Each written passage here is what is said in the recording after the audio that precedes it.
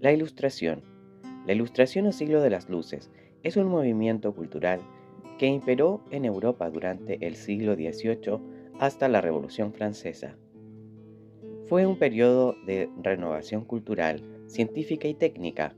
Profundizaron y difundieron los avances científicos de los siglos anteriores. Características del periodo. La revaloración de la razón. Los intelectuales de la época creían ciegamente en la razón y con ella buscaban ampliar el conocimiento humano. Todo lo que estuviera fuera de la naturaleza o de lo que podían comprobar a través de la observación y la experimentación simplemente no les interesaba. Por lo tanto, la tendencia fue apartarse de las religiones, de las tradiciones y de las antiguas creencias. Espíritu científico. Los ilustrados se sintieron fuertemente atraídos por la ciencia, cuyos logros y resultados fueron levantados como nuevas verdades que iluminarían el camino de la humanidad. Creencia en el progreso indefinido. Entre los pensadores de la época se difundió una creencia latente en Occidente que dice relación con la humanidad y que ella ha progresado desde los tiempos primitivos hasta aquel periodo y lo seguirá haciendo en el futuro. Todo esto se vio avalado por el gran progreso material científico y tecnológico que se había logrado. Crítica hacia el orden establecido. Aunque el ideal de tolerancia en lo religioso y político se hallaba presente entre los intelectuales, no es menos cierto que al intentar crear un nuevo orden, también desarrollaron un fuerte cuestionamiento hacia el orden tradicional, tanto al sistema de gobierno monárquico absoluto, las creencias religiosas y el clero, como también hacia la estructura social, dividida en estamentos claramente diferenciables en función de sus derechos y privilegios. Los centros de reunión. Los intelectuales tuvieron como lugares preferidos para el intercambio de las nuevas ideas a los salones, los cafés y los clubes de la época.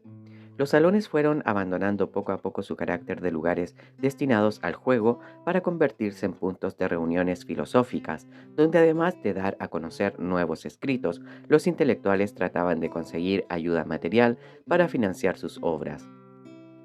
Los cafés también se transformaron en lugares de encuentro, donde se intercambiaban noticias e ideas de actualidad.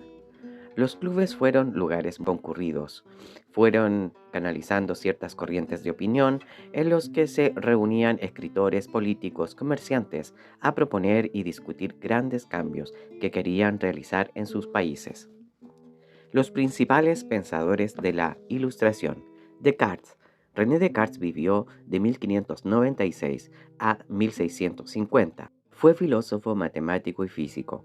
Estableció como forma de trabajo la duda metódica, es decir, la necesidad de cuestionar todos los principios filosóficos y científicos hasta encontrar la verdad, por lo que propuso el lenguaje matemático como modelo válido para fundamentar el conocimiento.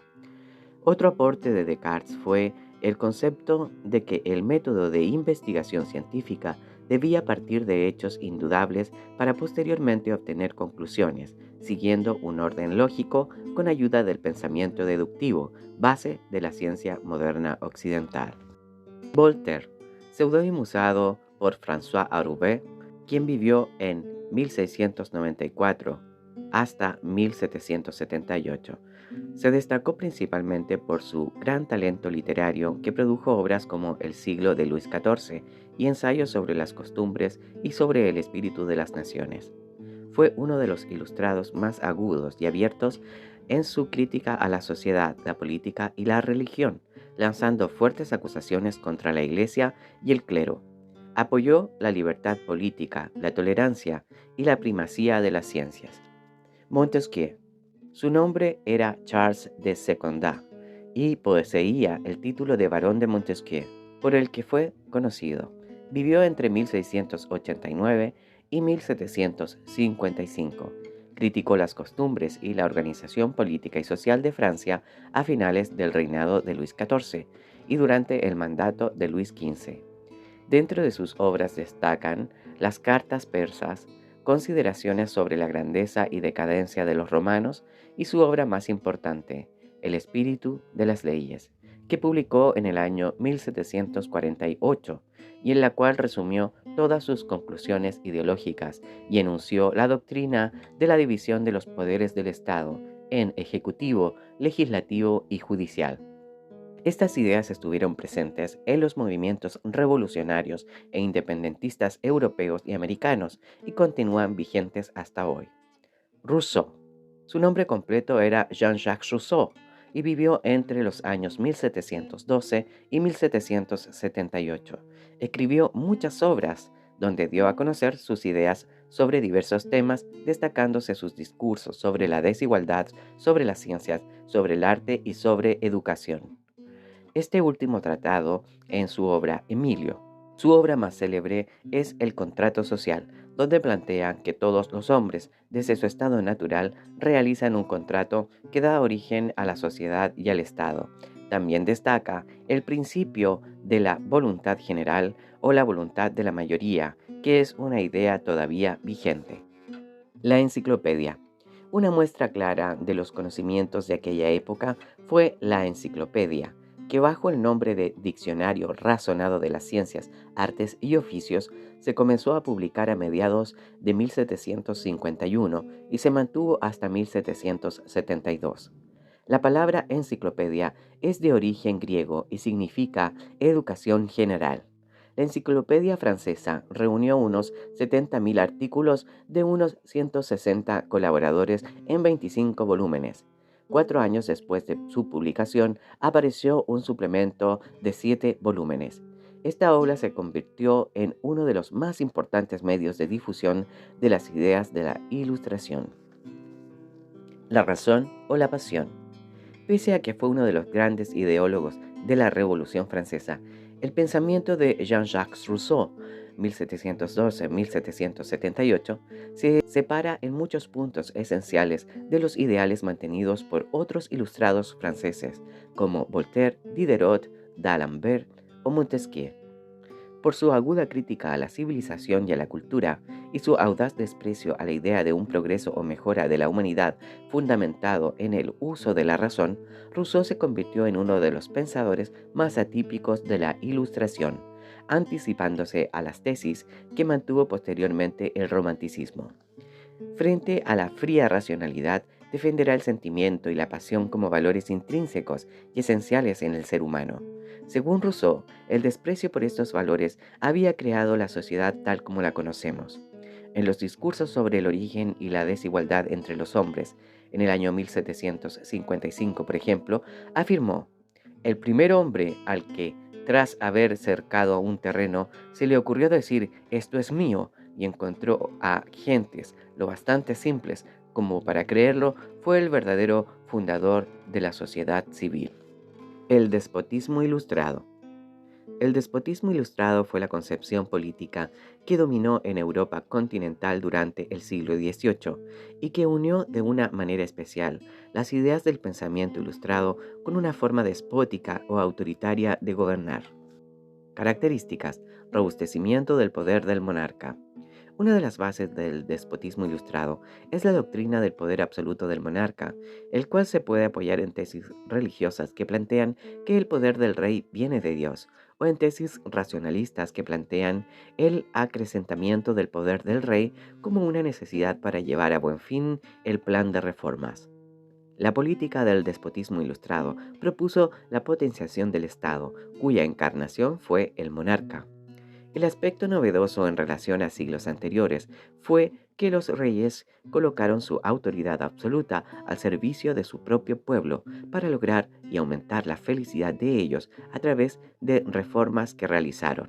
Sin embargo, en esto no había ninguna intención de que el pueblo participara en las decisiones, que eran una prerrogativa real. De allí la frase que caracteriza este periodo sea «todo para el pueblo, pero sin el pueblo». Adopción de las ideas de la Ilustración. Se centraron en impulsar una visión crítica de los conceptos esenciales que guían el destino del hombre y la organización de la sociedad. El nuevo espíritu filosófico se basó en una profunda admiración de la naturaleza, cuyos secretos el hombre pretendía ir descubriendo. En contraposición, consideraron que la sociedad había corrompido al hombre. Por otra parte, plantearon una confianza absoluta en la razón humana y en el progreso que surgía gracias a los desarrollos científicos, dando paso a la técnica que permitía el avance de la humanidad. Al negar cualquier autoridad que no fuera la razón, sometió a la crítica no solo las estructuras económicas y sociales, sino también los dogmas y la moral cristiana, a la vez que proclamó una religión y una moral natural. Se planteó la felicidad como el gran objetivo a lograr durante la vida, de lo que se desprende el sentido optimista de la Ilustración, que llegó a definir la política como el arte de hacer felices a los pueblos. Movimiento reformador. Una de las características que distingue al despotismo ilustrado fue su voluntad transformadora, su espíritu reformista en lo económico, social, administrativo y religioso. Fue ante todo un movimiento desde arriba, es decir, que fue desde la esfera del gobierno donde se impulsaron una serie de reformas, pero en ningún caso fue una revolución con participación popular. Monarcas ilustrados y o déspotas.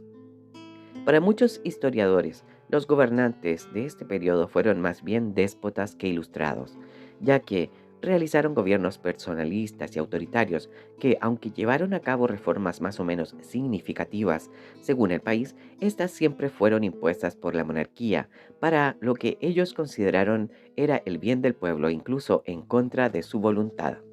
Las reformas se realizaron principalmente en el aspecto administrativo, económico, religioso y judicial. Solamente en algunos casos las reformas se hicieron extensivas al ámbito social y al ejército.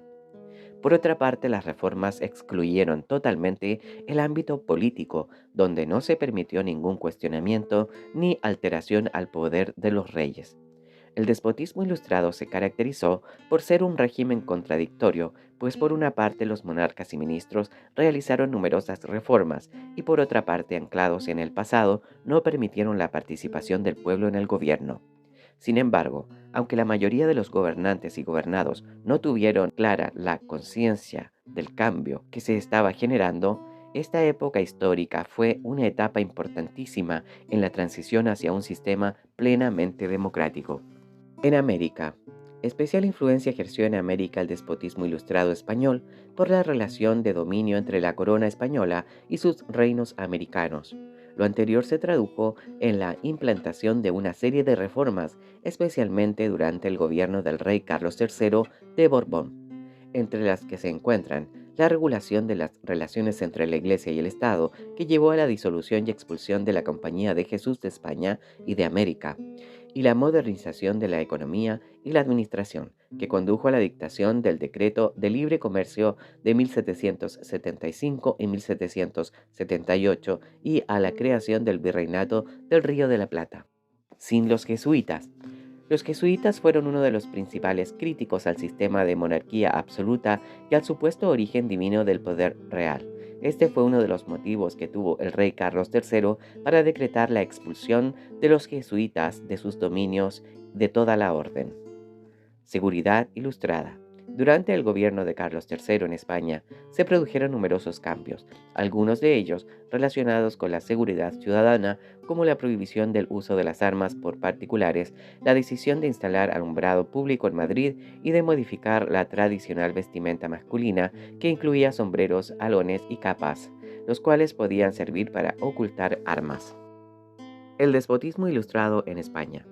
El rey Carlos III de la dinastía de los Borbones gobernó entre el año 1759 y 1788. Es considerado uno de los máximos representantes del despotismo ilustrado en Europa. Su gobierno estuvo caracterizado por una combinación de un pensamiento religioso tradicional y nuevas ideas racionalistas que impulsaron un cuestionamiento sobre la situación de decadencia del país y la propuesta en una serie de reformas tendientes a reafirmar el poder de los Borbones, unificar más efectivamente sus territorios, modernizar y centralizar la economía y la administración tanto en España como en los reinos americanos. Ámbito político y administrativo. Se aplicó el régimen de las intendencias, creado durante el reinado de Felipe V, y se creó el cuarto virreinato de Río de la Plata.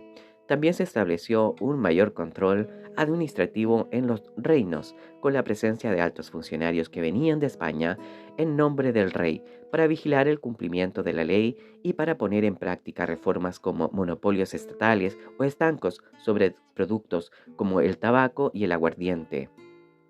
En relación con la legislación, tuvieron un papel destacado los reglamentos de 1765 y 1778.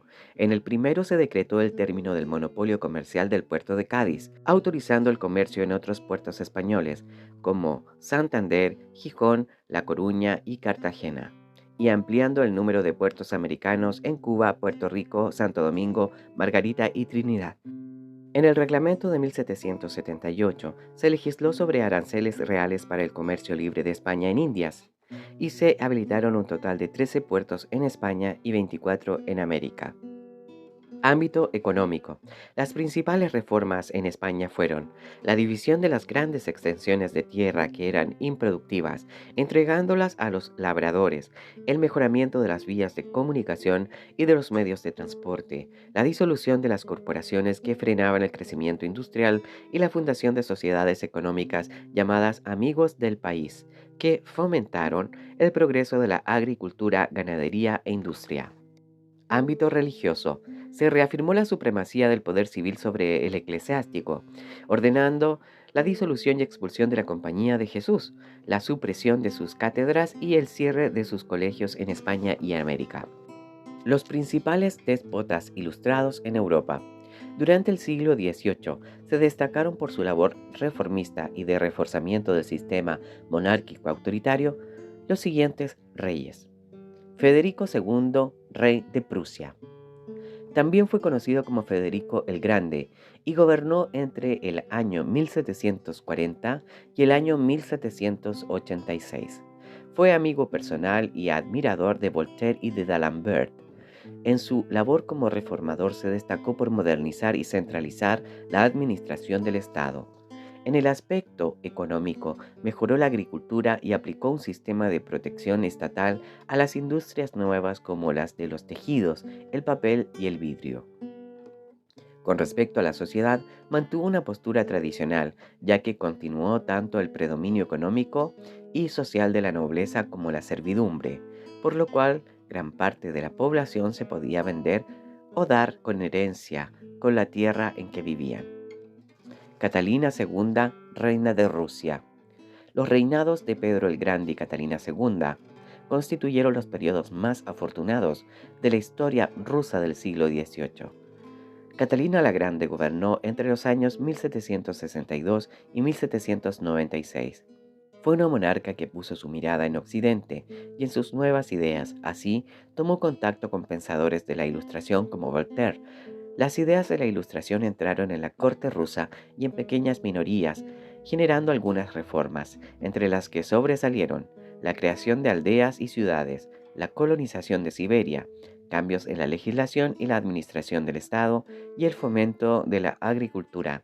También se mantuvieron algunas estructuras tradicionales, como la superioridad de la nobleza y la existencia de la servidumbre. José II, emperador de Austria. Tanto el gobierno de María Teresa como el de su hijo José II fueron un periodo de gran esplendor para Austria, que pudo mantenerse en paridad con potencias como Rusia y Prusia. José II gobernó entre 1780 y 1790. Durante este periodo trató de consolidar el poder monárquico en desmedro del poder de la Iglesia Católica, que se vio duramente afectada por sus reformas, que incluyeron la disolución de la Compañía de Jesús, el término de la Inquisición en sus dominios y el fin de la prohibición para la religión protestante. Nobles y privilegiados. Era costumbre en la sociedad del siglo XVIII la existencia de privilegios para los ricos y poderosos, como por ejemplo los miembros de la nobleza. Ejemplos de lo anterior son la nobleza húngara, que en 1731 logró quedar totalmente exenta de impuestos. La nobleza polaca, que gozó hasta 1768 del poder de vida y muerte sobre sus siervos. La nobleza rusa, que logró en 1762 la abolición legal de servir al Estado en el ejército o la burocracia, y la nobleza francesa, que estaba favorecida por una serie de privilegios fiscales como no pagar impuestos sobre los bienes raíces. La guillotina o nada. Las diferencias entre grupos sociales también se hicieron presentes en los castigos.